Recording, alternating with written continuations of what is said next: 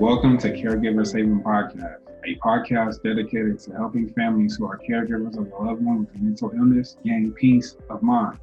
Even though this is a podcast focused on family caregivers of the mentally ill, much of the discussion can be helpful to any caregiver.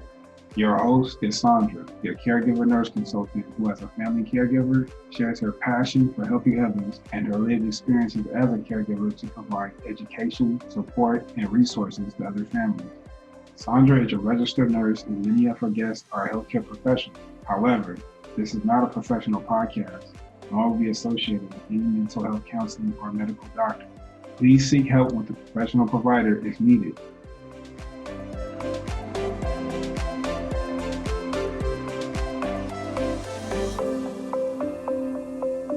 Hey caregivers, how are you? I'm hoping that everyone is remembering self-care, remembering to rest and relax and rejuvenate to decrease your stress. Being a caregiver can be stressful, but if we remember self-care, we can do much better. And just an FYI, as I remind you, I'm also reminding myself because as we know, it can be very, very easy to forget to take care of ourselves as we're taking care of somebody else.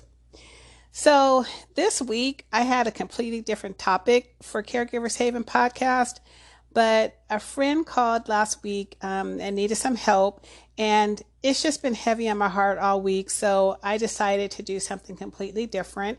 Today we will be talking about crisis intervention, and specifically crisis intervention during a manic episode. We have so many people who deal with that on a daily basis. A lot of people don't know, because of stigma. A lot of people don't share, but a lot of people go through that. And I just want to help her. So this episode is dedicated to my friend. She knows who she is. And how many of you caregivers out there have had a loved one with a manic episode? Or even more so, how many of you have had a loved one who is escalating and it seems like they're going to have an episode, but they don't? Have any of you experienced that? Just you can send me a message on my Instagram or on Anchor and just let me know, because a lot of people deal with this, don't tell anyone, they deal with it by themselves, and it can be very scary, it can be very frustrating, and it can be fearful. And a lot of people don't talk about it. The families suffer alone because it's just this big, scary secret thing because of stigma. But it doesn't have to be that way. So we're going to talk about it today.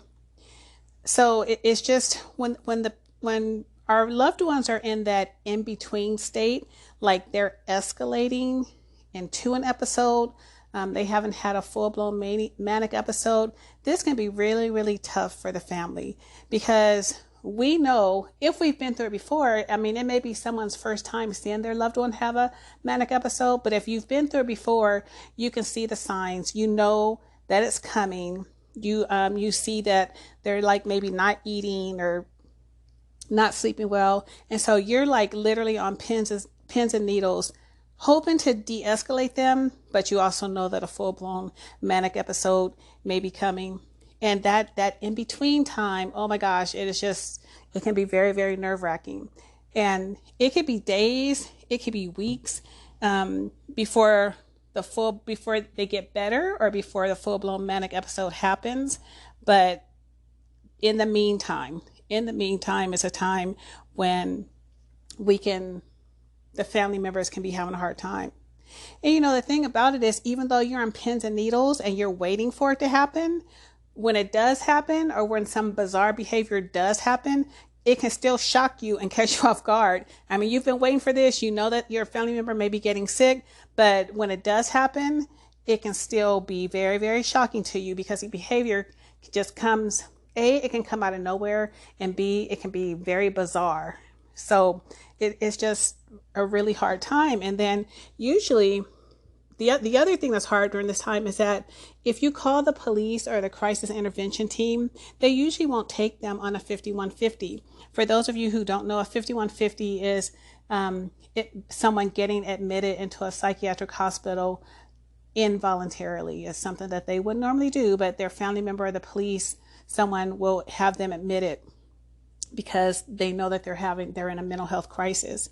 And so during this time, the the police or family or crisis intervention won't take them because they're not in a full-blown manic episode at that time.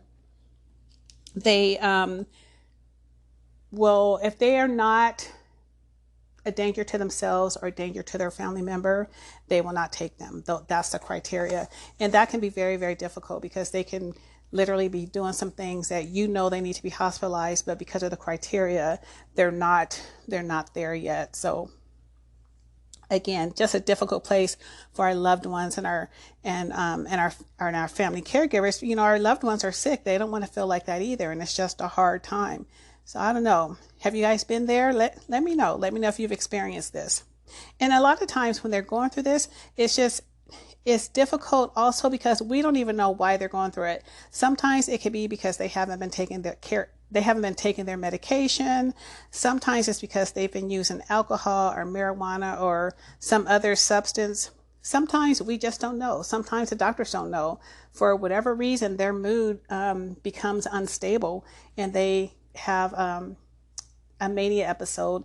And a mania episode is where someone is just, some people who are mentally ill, they call it, they're just flying high. They have all this energy. They want to spend all their money. They stay up all night, blasting music, or they become irritable or agitated, or they want to fight or argue. They're just like off the chain, as some people call it.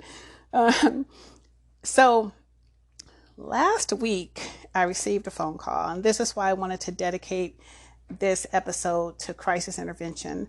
I received a phone call from one of my friends, and she was distraught. She was like scared, angry, anxious. She felt helpless. She felt guilty because her loved one was escalating. And she was telling me all this as she was locked in her bedroom. And she was locked in her room because her family had escalated to that point where she felt like she just needed to get away. And she was feeling guilty because she was locked in her room and safe, but she didn't know what her family member was out there doing. She didn't know if they were safe. She didn't know, but she just also didn't feel comfortable going out of her room. So for those of you who have been through this before, can you picture that? Like, this type of situation is very, very difficult because she was home by herself. Her loved one was escalating and she was locked in her room. So she's feeling guilty because she's like, well, dang, are they okay? Are they safe? What are they doing now? But if I go out the room, it may cause them to escalate more, or they may want to, yell at me. It's just a scary and frustrating place to be. And so her family member had been showing signs for weeks. They weren't eating well. They were irritable.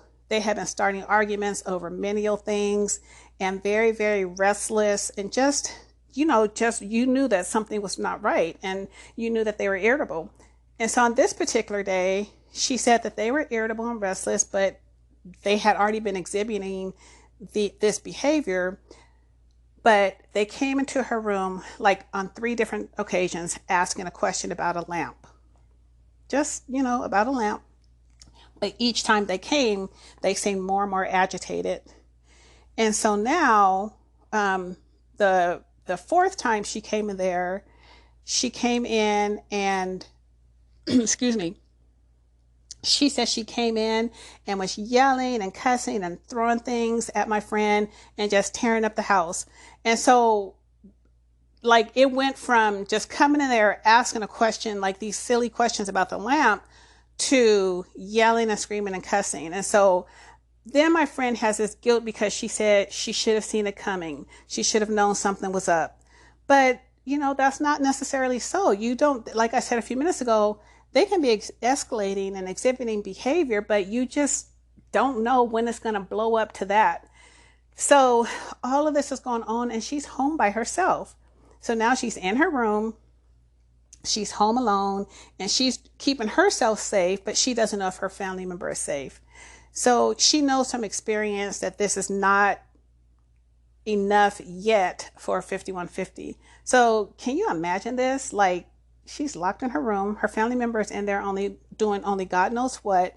And she knows she's been through this enough times before that she knows if she calls crisis intervention or the police, they're not going to do anything at this point because she's irritable and tearing stuff up, but she's not threatening to harm herself or threatening to harm my friend.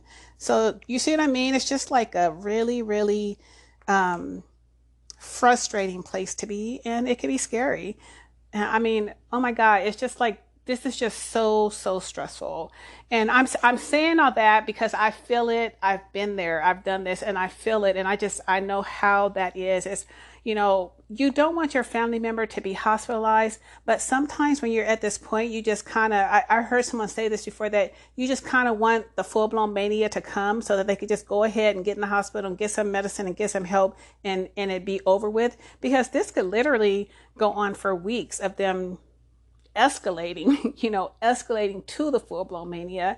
And in the meantime, the family is just trying to deal with it and trying to help them and trying to keep things calm.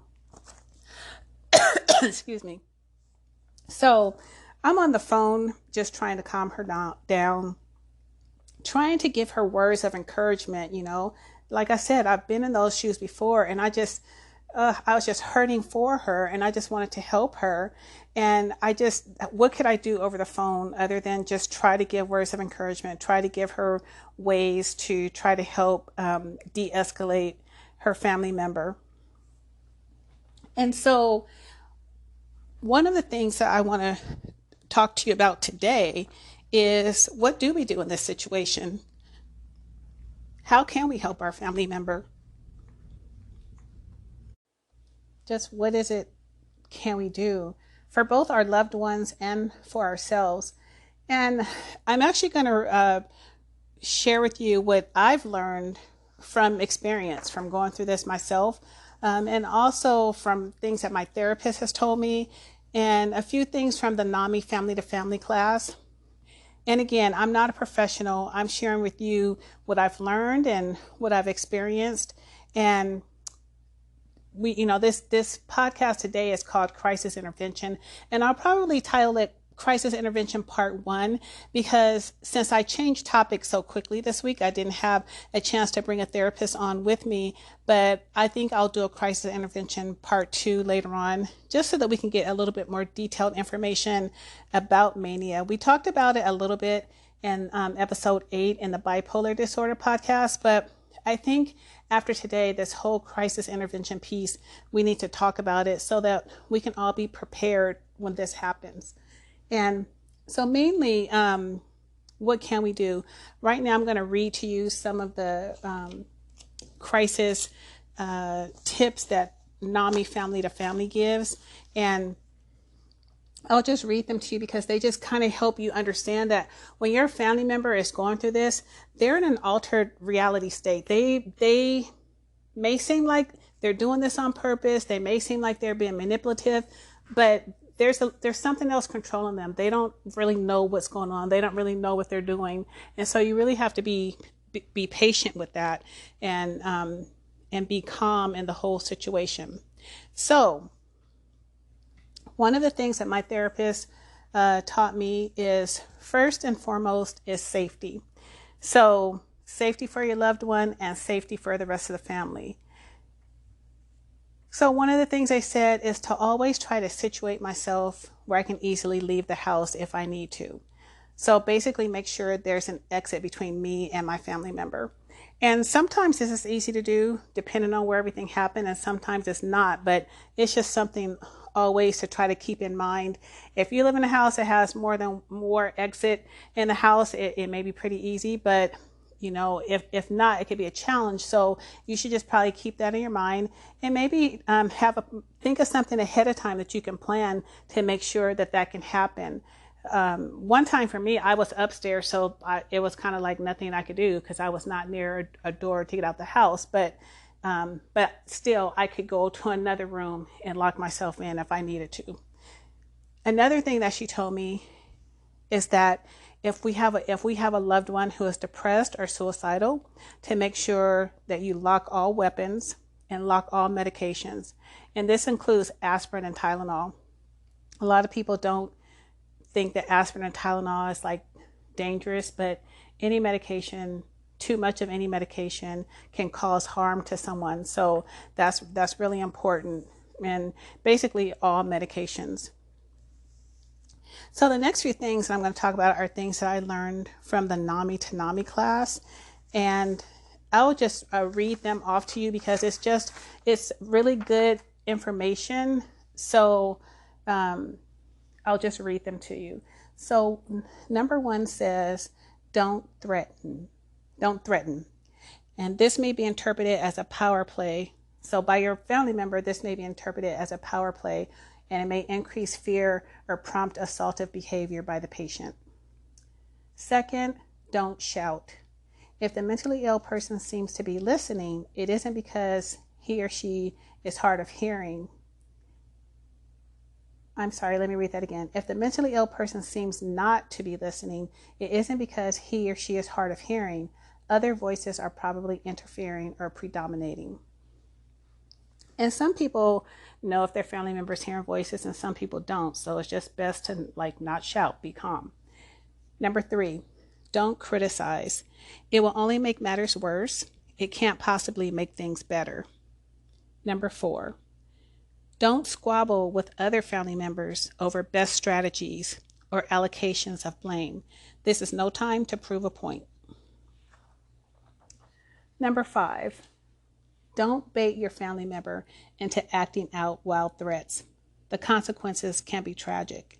And for this example, I remember there was someone whose family member was always threatening to commit suicide, always threatening to take all their pills.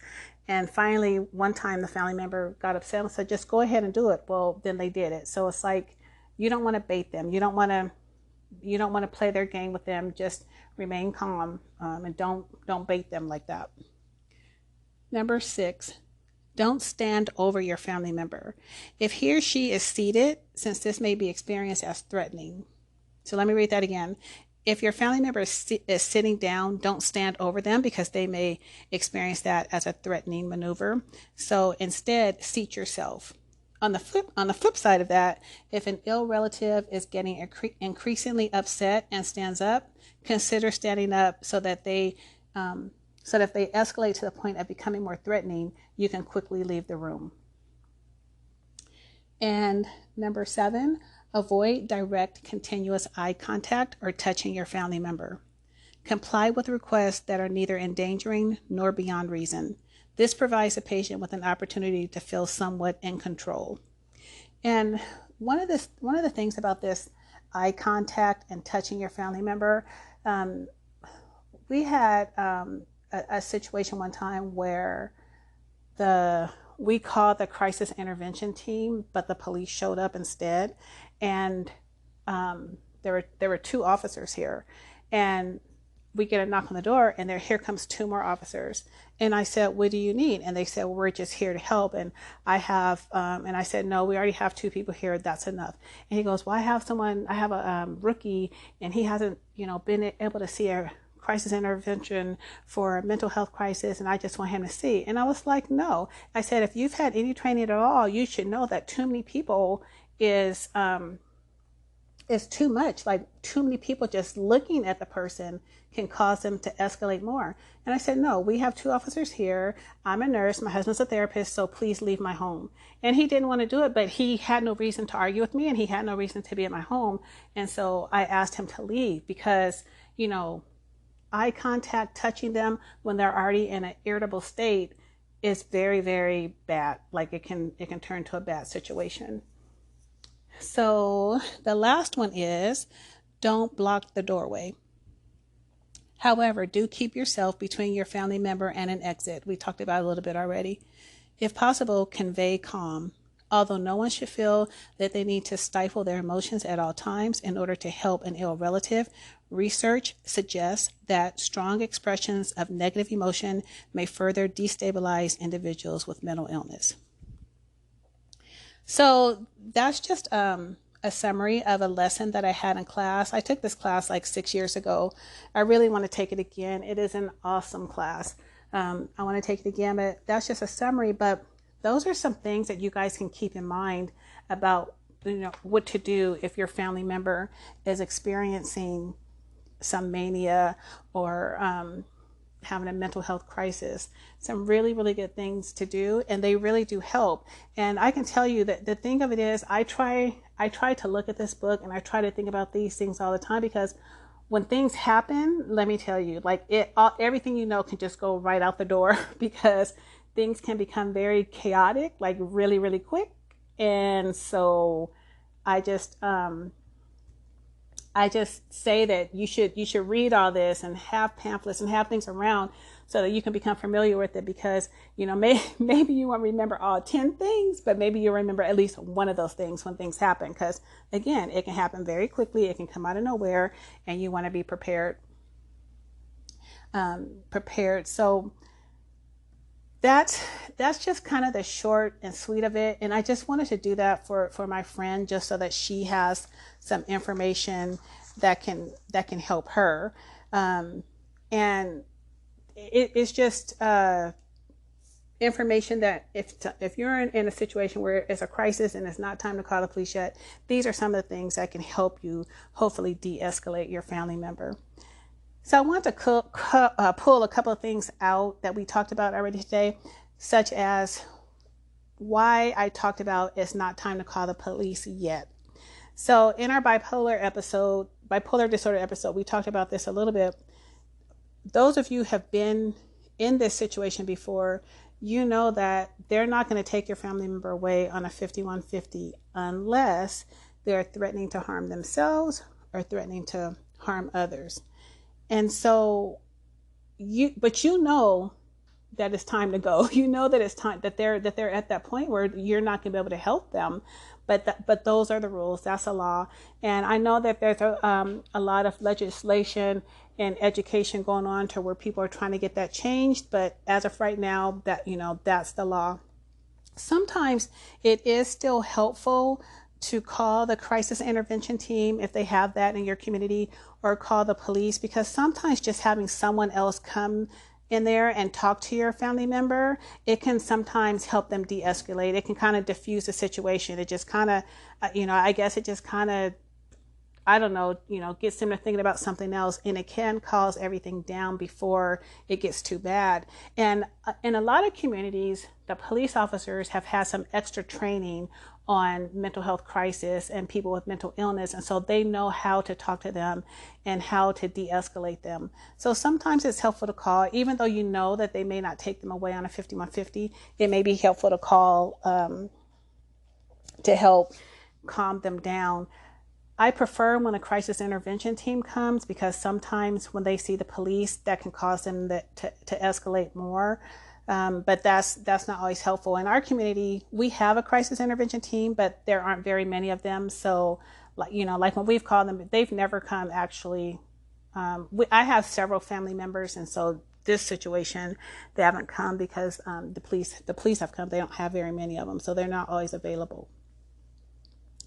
The other thing I wanted to pull out of the discussion for today is guilt. So my friend felt so guilty that she didn't see this coming. And I mean, you can't always see it coming. It's not always possible. She felt guilty that she was safe in her room, but she didn't know what her family member was out there doing. And I just want to say to all of you caregivers out there, just know we are doing the best that we can do. Caregivers, we are doing the best that we can do. And so don't let that guilt game make you get sad or depressed or anxious or feel stressed. Please don't blame yourself. Please don't feel guilty. Be gentle with yourself. I cannot stress that enough, because we don't want to go on to, I don't remember the stats, but there's a stat going around that talks about how many caregivers go on to have their own mental illness because they're caring for their family member and they're not taking care of themselves. They get stressed and anxious and they go on to have their own mental illness. And I know that guilt is one of those things that can really push you over the edge. And so, it's not easy to, I can just sit there and say, oh, be gentle with yourself. Oh, don't feel guilty. I know that it's not easy. I deal with it all the time. Guilt likes to show its ugly head inside of my head very often. But when it does, I put it in its place. And the reason I can do that is because I go to a therapist who helps me. I've worked with my therapist on dealing with guilt. I've had a lot of guilt, and she has helped me learn how to deal with that.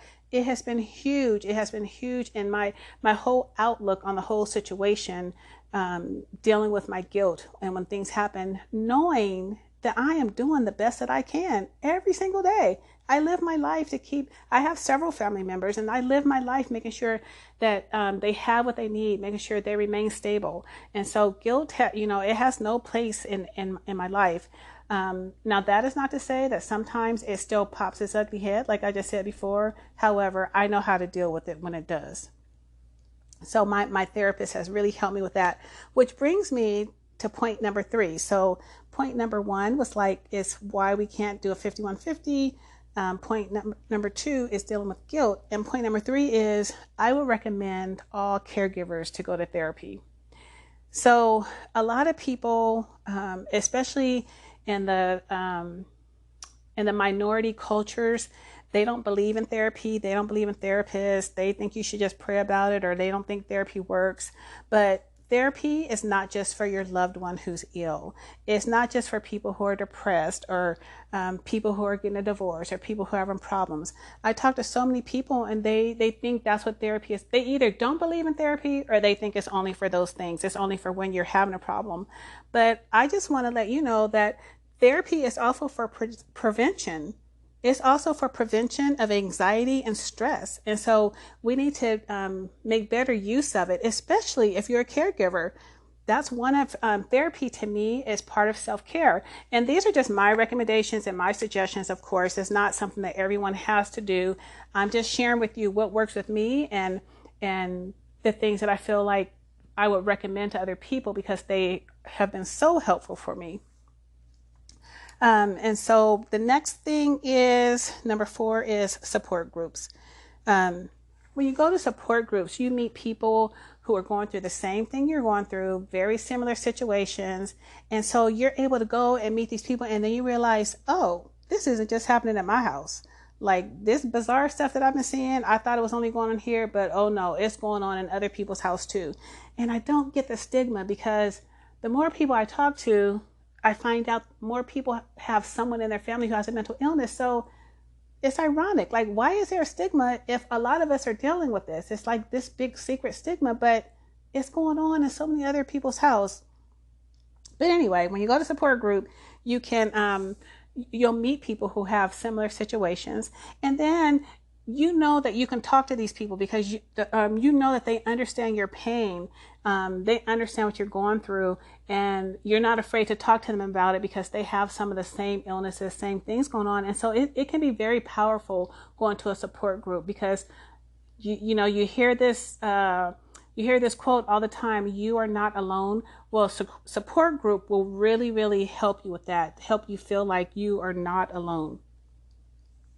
And last but not least, I can't say enough about NAMI. NAMI is the National Alliance on Mental Illness, and their Family to Family program. What I just read you earlier came from my notebook that I got from there. And as a registered nurse, I thought I knew all that I needed to know to take care of my family members. But I realized I knew it from a professional point of view, right? Not from the point of view of being a family member with a loved one with a mental illness. And there's a huge difference. I mean, I read all the books. I went to nursing school. I've taken, continuing education. But let me tell you, when it happens in your house, it's a lot different than how the book describes it. It's a lot different when I learn, you just learn. You don't really learn how to deal with it. So another recommendation that I have is that everybody with a loved one with a mental illness should take this class. And it's just, how can I say, just a very, very empowering program. And I don't know. I think it's just great. So one of the things is with COVID going on right now, there may not be a lot of family-to-family classes going on. However, I did see online the other day that one of the states is starting to have a virtual program, a virtual family program. And then if you don't have, if your community does not have NAMI or does not have a NAMI family to family program, I would suggest that you call the NAMI national office and talk to them about that and see if they can get some NAMI classes in your area.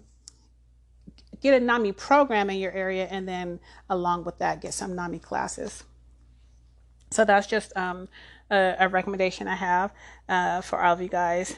And then, again, it's just the class. They're small. They only allow like 25 people, at least the one that I went to. And it's families, just like I said, people who are going through the same thing that you're going through. I took the class. It's been 6 years since I took the class, and I really want to take the class again. As soon as they open up again, I'm going to take it again because I feel like it's that powerful. And it's just packed with so much information that you just can't it's hard to absorb. And then, as you go on through your journey, they're different. When I took the class, it was all new for us.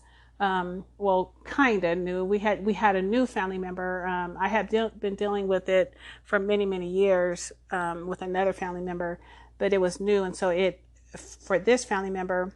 And so I was just in a different place than I am now. So I'm sure if I took the class now, I would get different information out of there. So I want to take it again. And the class, it's packed with education, resources. And so when you have education, resources, and support, it empowers you to take good care of your family and yourself.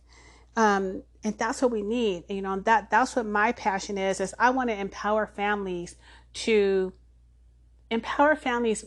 give them the education, support, and resources they need, because that will give them what they need to take care of their family. They'll be able to take care of their family member much better once they're empowered, but not just their family member. For them too, it will give them everything they need. Not everything, because every day we don't know what we're going to need, but it will give them the strength and the energy that they need to move on, to take care of themselves, to take care of their family members.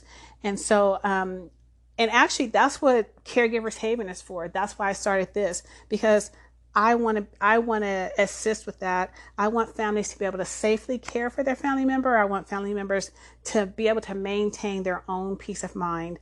That is my biggest goal for starting this business, for starting Caregivers Haven, is empowering families to take care of their family members.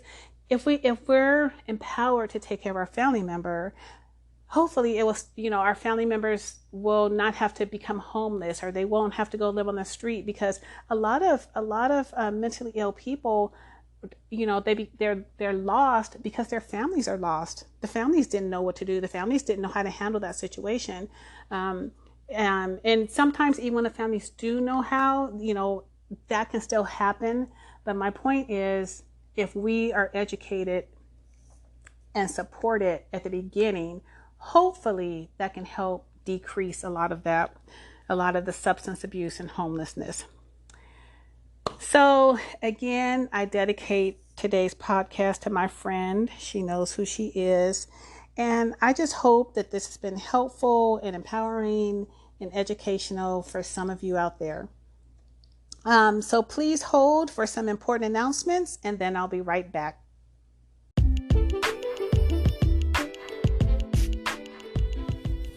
Sandra is a registered nurse, and many of her guests are healthcare professionals.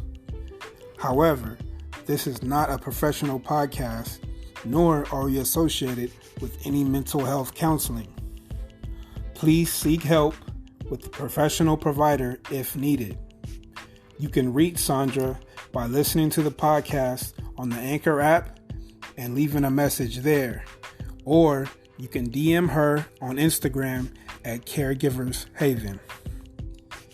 If you enjoy listening to Caregivers Haven podcast, please favorite, subscribe, or follow on your listening platform.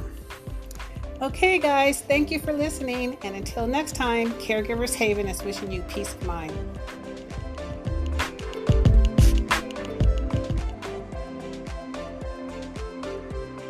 You can find Sandra on Instagram, Facebook, and YouTube at Caregivers Haven. If you enjoyed listening to Caregivers Haven podcast, please share, subscribe, follow, and favorite.